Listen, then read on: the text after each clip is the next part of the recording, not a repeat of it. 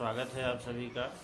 देखिए, इससे पहले की वीडियो में हमने एक बहुत महत्वपूर्ण विषय पर चर्चा करी थी कि जब भी कोई अस्थायी ग्रह जो एक लंबे अवधि तक एक जगह रहने वाला ग्रह होता है और जब उसका बदलाव होता है, जब उसका पारगमन होता है, तो सभी 12 राशियों पर उसका फर्क पड़ता है। तो ठीक यही घटना जो है लगभग 1 महीने बाद यानी 1 जून से होने वाली है, क्योंकि आगामी 1 जून को रात्रि में बृहस्पति राशि परिवर्तन करने वाला है। तो पहले की वीडियो में हमने बताया था कि जब वो राशि परिवर्तन करेगा तो कितने दिन कौन सी राशि में रहेगा, कब उसकी चाल वक्री होगी, कब उसकी चाल सीधी होगी, मार्गी होगी, ये सारा विवरण हमने बताया था। तो अब हम अब की वीडियो में हम 12 राशियों के परिप्रेक्ष्य में कि जब बृहस्पति बदल जाएगा 1 जून की रात्रि में, यानी 2 जून अंग्रेजी मतानुसार 2 जून को जब बृहस्पति बदल जाएगा तो 12 राशियों पर उसका क्या प्रभाव रहेगा, मतलब किस राशि को कैसा फल देगा। तो सबसे पहले जो हमारी राशि आती है, राशियों के समूह में तो मेष राशि आती है। तो आज जो है इस वीडियो के माध्यम से मेष राशि वाले ये जानें कि आगामी 2 जून के बाद में अगले 1 साल तक जो उनके लिए जो बृहस्पति का फल होगा तो किन किन क्षेत्रों में उनको लाभ देगा और कहाँ कहाँ से वो दिक्कत दे सकता है। ये सारी चीज़ें हम आपको इस वीडियो में बताएंगे और ऐसा एक क्रमवार हम सारी राशियों का देंगे। तो सबसे पहले अगर एक साथ बनाया जाए तो बहुत लंबा विषय होगा, परंतु एक एक राशि का, ताकि लोगों को समझने में भी आसान रहे।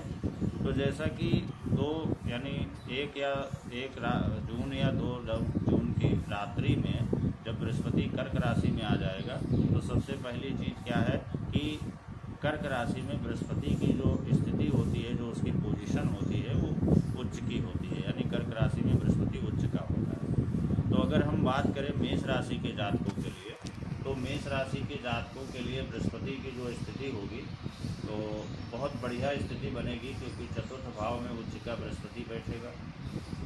तो यदि मेष राशि के जातक कोई भूमि, भवन, वाहन आदि का कोई प्लान कर रहे हैं, कोई योजना बना रहे हैं, तो वो उनकी योजना सफल हो जाएगी। और नहीं भी अगर बना रहे हैं तो भी ऐसी योजनाएं बन सकती हैं आगामी 1 वर्ष की समय अवधि में, क्योंकि चतुर्थ भाव में उच्च का बृहस्पति बैठेगा। तो माता स्थान से लाभ हो सकता है, मकान का सुख मिल सकता है, भूमि आदि का आप क्रय कर सकते हैं, वाहन का भी सुख प्राप्त हो सकता है। तो अगर देखा जाए तो बृहस्पति जो है मेष राशि के लिए बहुत ही अच्छा रहने वाला है। और अगर कोई भी मेष राशि का जातक इन चीज़ों के बारे में सोच रहा है, योजना बना रहा है, तो उसे इस समय अवधि में योजना ज़रूर बनानी चाहिए। और नहीं भी बना रहा है तो स्वाभाविक रूप से ऐसी योजनाएं बनेंगी। अब साथ साथ में जब कोई अच्छी चीज़ होती है तो उसके साथ में कुछ नकारात्मक चीज़ें भी जुड़ी हुई होती हैं। तो चूँकि बृहस्पति की जो दृष्टि पड़ेगी तो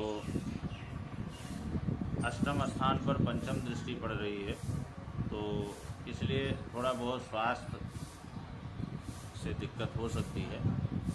कोई जैसे रूटीन समस्या, छोटी मोटी दैनिक समस्या, इस तरह की छोटी मोटी समस्याएं स्वास्थ्य से संबंधित हो सकती हैं। और अस्थाई संपत्ति का क्रय विक्रय भी हो सकता है। जैसे मान लिया आपके पास कोई स्थिर संपत्ति है और आप उसको बेचना चाहते हैं, या कोई अस्थाई संपत्ति मतलब भूमि इत्यादि क्रय करना चाहते हैं, खरीदना चाहते हैं, तो उसकी भी योजना बनेगी। इसके अलावा 10वें स्थान पर सप्तम की दृष्टि पड़ रही, नीच दृष्टि पड़ रही है, तो थोड़ा बहुत मेष राशि के जातकों के लिए व्यवसायिक क्षेत्र में उतार चढ़ाव हो सकता है। पिता स्थान से थोड़ा मतभेद भी हो सकता है।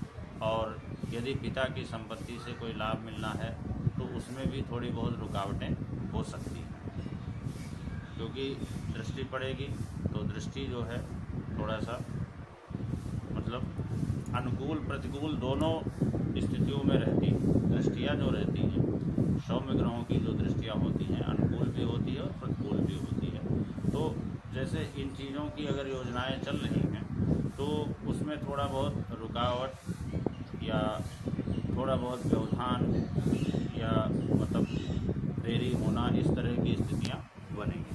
और इसके अलावा नवम दृष्टि पड़ेगी बाहरी स्थान पे, जो बृहस्पति की अपनी ही राशि है, तो आपकी विदेश यात्राओं का योग भी बन सकता है। आपको कई अनचाही यात्राएं भी करनी पड़ सकती हैं, जिस यात्रा के प्रति आपका कोई सकारात्मक रुझान नहीं होगा, वैसी भी यात्राएं करनी पड़ सकती हैं। और ऐसी भी यात्राएं करनी पड़ सकती हैं जिनसे कोई लाभ आपको ना हो, लेकिन यात्राओं का योग बनेगा, विदेश यात्रा का योग बनेगा। बाहरी स्थान को आपको शुभ समाचार प्राप्त होंगे, विदेश गमन हो सकता है, और मान पद प्रतिष्ठा यानी बाहरी स्थानों से आपकी मान पद प्रतिष्ठा में वृद्धि भी हो सकती है। तो कुल मिलाकर के अगर देखा जाए तो मेष राशि के जातक के लिए आगामी 2 जून 2026 से लेकर के और अगले लगभग 1 वर्ष तक, क्योंकि 1 वर्ष तक बृहस्पति एक राशि में रहता है, बीच बीच में ऊपर नीचे होता रहता है, कभी पिछली राशि में चला जाता है, कभी अगली राशि में चला जाता है, वो निर्भर करता है गति पर। लेकिन कुल मिलाकर के मेष राशि के जातकों के लिए आगामी 2 जून से अगले 1 वर्ष तक का समय बहुत अच्छा रहेगा। अगर इस तरह की योजना बना रहे हैं तो इन योजनाओं पर विचार कर सकते हैं, उनको अच्छा लाभ मिलेगा और उन्नति तरक्की का मार्ग भी प्रशस्त होगा। आगे की वीडियो में हम दूसरी राशि वृष राशि पर डालेंगे, और वृष राशि के जातक तब तक के लिए प्रतीक्षा करें।